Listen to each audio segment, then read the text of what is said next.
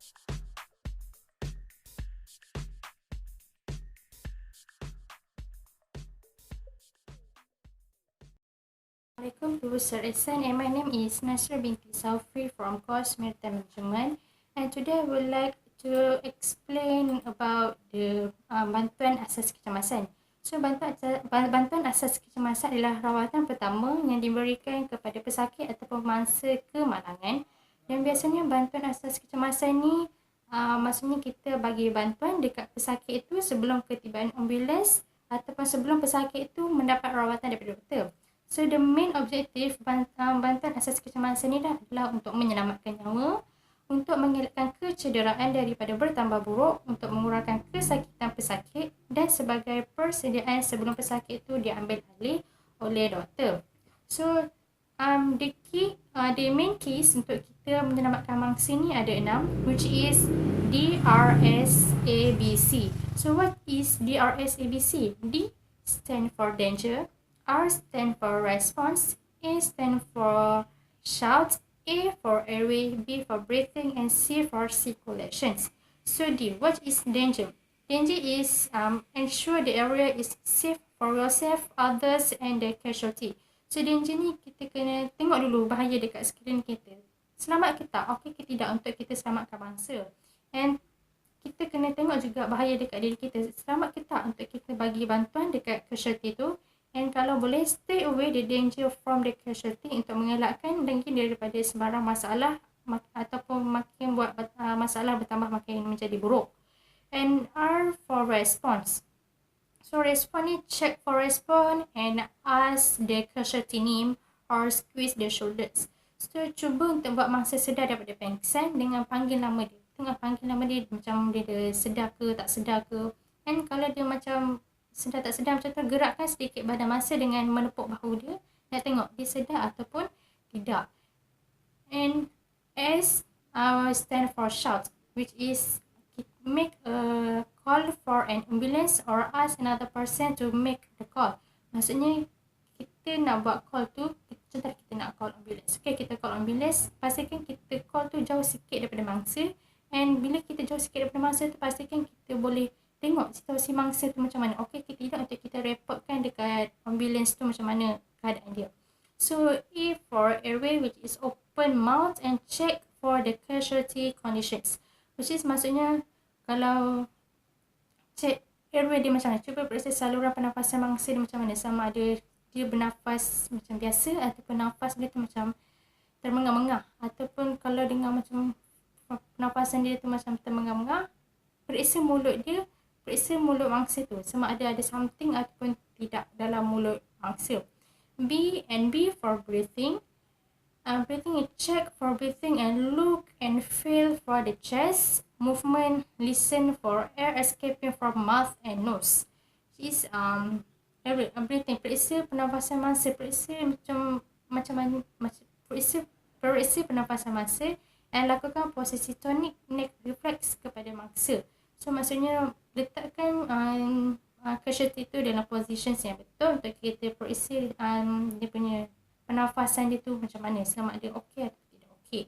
And circulations ni periksa nadi mangsa and periksa pendarahan darah mangsa. Circulations ni maksudnya kita cari nadi dia, okey ke tak okey. Kalau okey, it's okay, tenangkan dia macam mana. And circulations ni periksa peredaran darah mangsa sama ada okey ataupun tidak okey. So that's the 6 keys untuk kita bagi bantuan asas kecemasan kepada mangsa yang pada masa kemalangan ataupun orang yang kita nampak macam something bad happen dekat dia. So that's all we can do, and that's all for me. Thank you.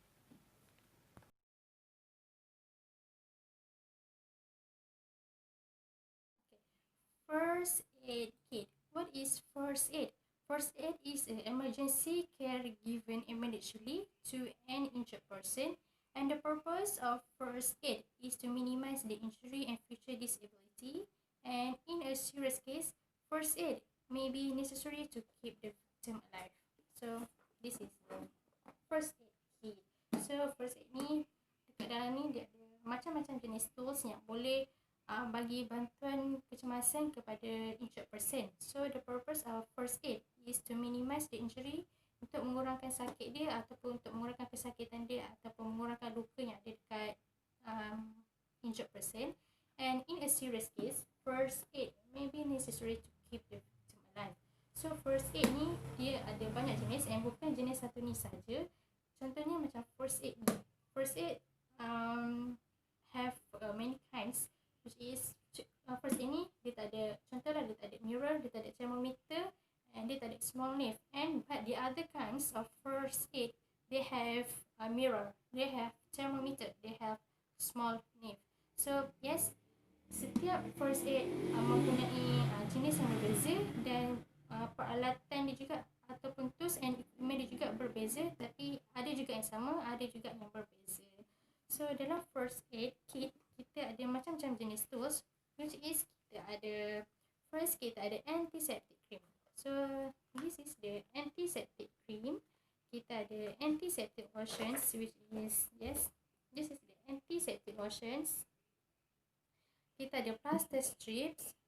This is the plaster strips. This is the plaster strip.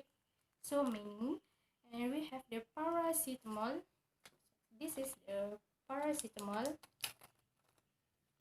And we have acrylamide solutions. So this is the acrylamide solution, which is a lotion kuning biasa kita panggil. And liminal methyl-salicylic. This is the liniment. Yes, this is the liniment. And kita ada medicated oil. So this is the medicated oil. And we have alcohol swab. So this is the alcohol swab, just 2 given. And we have absorbent cotton wool. So this is the cotton wool. This is the cotton wool. And we have cotton bud. So this is the cotton bud. We have self-adhesive plaster. So this is the self-adhesive plaster. It look like this. Okay, adhesive plaster. We have scissor, and we have tweezer. Which is tweezer? This is tweezer. So this is tweezer. And we have bandage. So this is bandage. Okay. And we have first aid guidance booklet. So this is first aid guide. And we have content card. Which is content card. So this is content cards looks like. Okay. For every tools have their own functions. So what is the functions? So first, plaster. Which is the plaster functions? So plaster function dia adalah untuk menutup luka-luka kecil yang mengalami pendarahan yang teruk. Which is macam kalau pendarahan itu tak teruk and biasanya luka-luka kecil, yes, kita akan guna plaster ni. And biasanya luka kecil ni biasanya dia kurang daripada 2 cm. Then kita boleh gunakan plaster ni. Selalunya jenis luka ni biasanya disebabkan oleh ketika menggunakan pisau, terkena duri ataupun melecet. Jadi, if someone kena luka, pesakit itu bolehlah membasuh kawasan luka tersebut dengan air yang banyak. And pastikan luka tu dia tidak mengandungi apa-apa kotoran terlebih dahulu. Lap di kawasan luka tu supaya ia tidak basah dan boleh dilekatkan dengan plaster ni. So maksudnya kalau luka tu macam luka yang biasa-biasa, basuhkan dulu dengan air untuk mengelakkan daripada sebarang kotoran. Lepas dah basuh tu, lap kawasan tu dengan kawasan yang kena air tu, lap dulu. Lepas tu supaya dia tak basah, and boleh lekatkan dengan plaster ni. So biasanya kalau luka-luka biasa ni dia tidak kotor. So bila luka yang tidak kotor ni, tidak perlu mencuci luka tersebut dengan antiseptik seperti iodine, ataupun perlu meletakkan acrylamide pada luka tu. Maksudnya kalau luka tu luka kecil ke luka biasa, we don't have to use this iodine or acrylamide. This, which is kalau luka tu luka biasa-biasa, kita tak perlu nak guna ni, Maksudnya kalau luka tu biasa, basuh je dengan air bersih macam biasa, lap sampai kering, and kita boleh letak plaster. So we don't have to use this if luka dia kecil. And kalau luka dia luka yang jenis yang masuk habuk, batu ataupun tanah, kita boleh cucinya dengan menggunakan iodine. Maksudnya kalau luka tu jenis luka yang macam teruk sikit, macam maksudnya luka tu kena masuk habuk ke, batu ke ataupun tanah, kita boleh cucinya dengan menggunakan iodine. So second, which is bandage. So bandage, it look like this. So this is bandage. So bandage look like this. Yes, this is the bandage. So bandage, biasanya have two kinds of bandage, which is dia ada bandage biasa dengan bandage yang segi tiga, which is triangular bandage, which is as we know kain ando. So penggunaan untuk alatan ini biasanya bandage ni biasanya kita guna untuk membalut luka ataupun membalut kawasan yang bengkak. So kalau membalut luka, biasanya kalau luka tu dia melebihi daripada 2 cm, pesakit mungkin memerlukan penggunaan bandage untuk menutup kawasan luka tersebut. So maksudnya kalau luka pesakit ataupun sama tu lebih daripada 2 cm, yes, kita gunakan bandage untuk menutup luka di kawasan tersebut. Tapi sebelum nak bersihkan kawasan luka tu, kita kena gunakan antiseptik, dan kita guna antiseptik and then kita tutupkan luka tu dengan gauze. So lepas untuk bersihkan luka tu, bersihkan dengan antiseptik and kita tutup luka tu dengan gauze, which is kain kasa perubatan. So the gauze, it look like this. So gauze, this is gauze. A little bit same dengan bandage, tapi it's very different. So lepas dah tutup luka tu dengan gauze, balutkan dengan bandage untuk memberikan sedikit tekanan pada bahagian yang luka agar pendarahan di kawasan tersebut berhenti. So untuk bersihkan luka, kita bersihkan guna antiseptik, lepas tu tutup luka tu dengan gauze. Lepas dah tutup luka tu dengan gauze, kita balut pula dengan bandage untuk menghentikan pendarahan di kawasan yang luka tu supaya pendarahan tersebut berhenti. Okey, kalau untuk membalut kawasan yang bengkak pula dengan menggunakan bandage, let's say someone jatuh dan menghasilkan bengkak dekat, contohlah dekat tangan dia, ada bengkak. Lepas tu beberapa perkara yang perlu dilakukan untuk mengelakkan bengkak tu semakin besar dan teruk. Contohnya macam compressions, dia ada bengkak. So untuk mengelakkan pendarahan lebih banyak, kita gunakan bandage untuk membalut kawasan bengkak tu. Maksudnya kalau ada bengkak dekat mana-mana bahagian, kita gunakan bandage ni untuk balutkan dia supaya pendarahan dia tak menjadi lebih banyak. Second is and the next is gauze. What is gauze?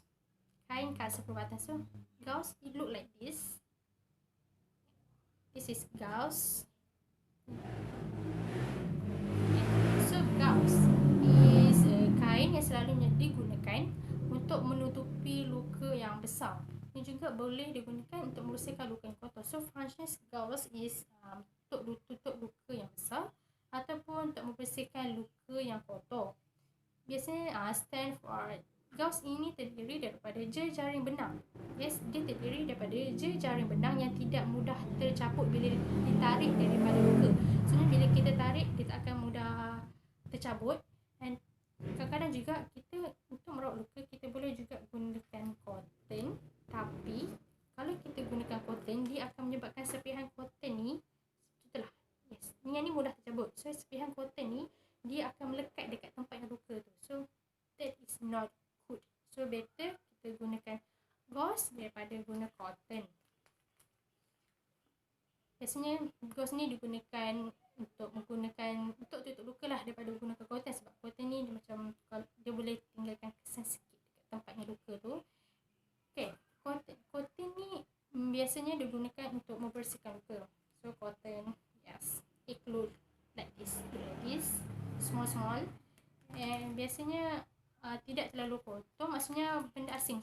Contohlah luka tu, dia tak ada macam dekat luka kecil tu, luka biasa, dia tak ada macam something yang macam tandah ke kaca atau batu dan sebagainya. So kita boleh gunakan cotton ni untuk merawat luka tu.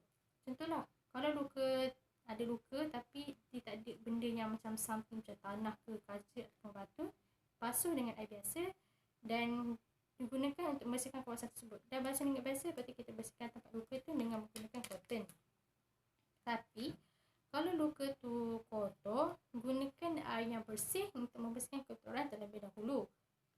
And kemudian sapu dengan larutan antiseptik iodin dengan menggunakan cotton untuk membunuh kuman di bahagian tersebut.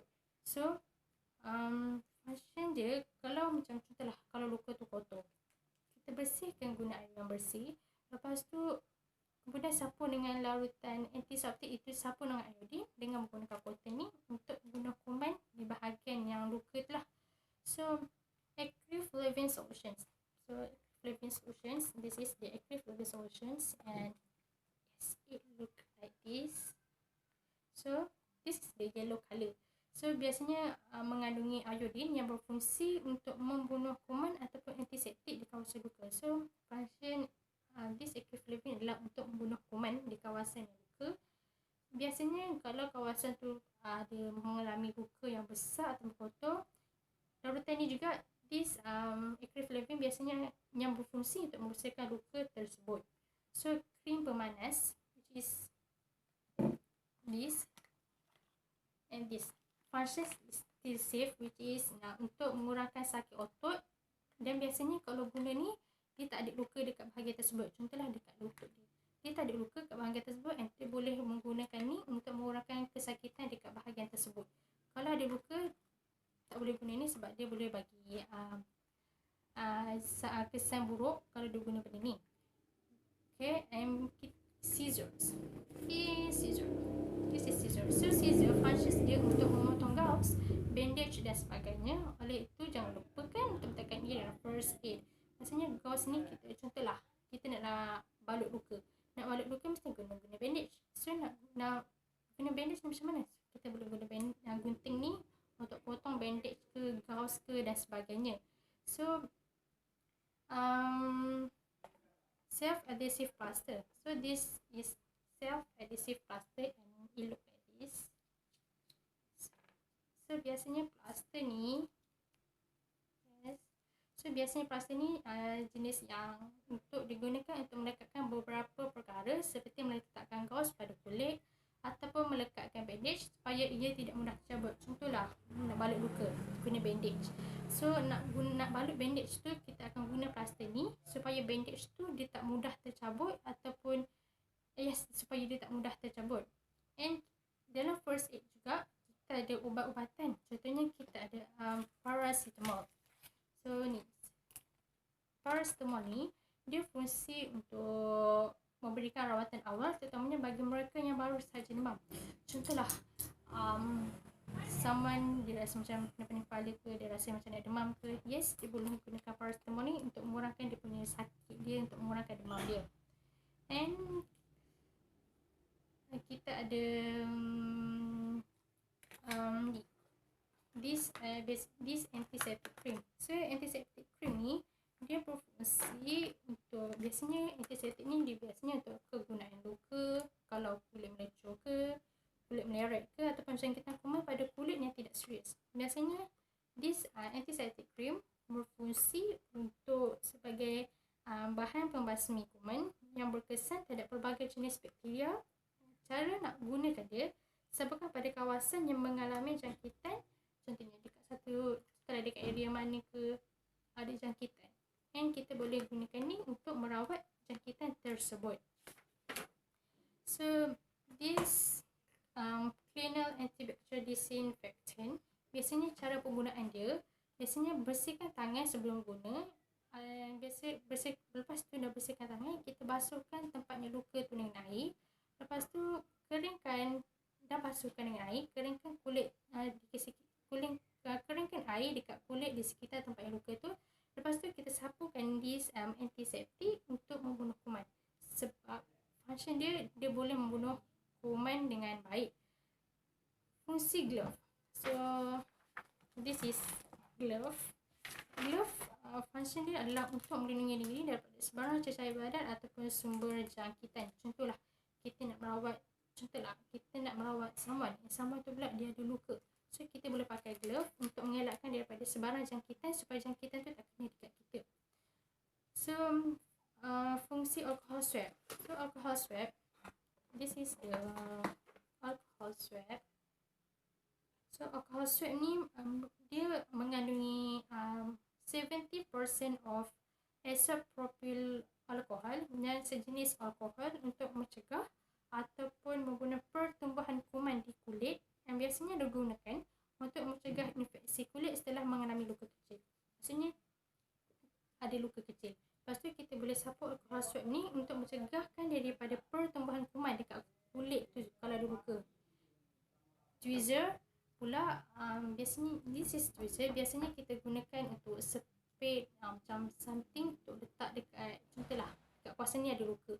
So dekat kawasan ni ada luka, kita letakkan ni this acrylamide jenis cecair, kita letakkan cotton dekat tempat yang ada luka, contohnya macam ni, kita guna macam ni macam ni, titikkan sedikit, lepas tu kita letak dekat tempat luka. So that's the functions of tweezer. So that's all about the tools and equipment and the first aid kit. So yeah, that's all for me. Thank you.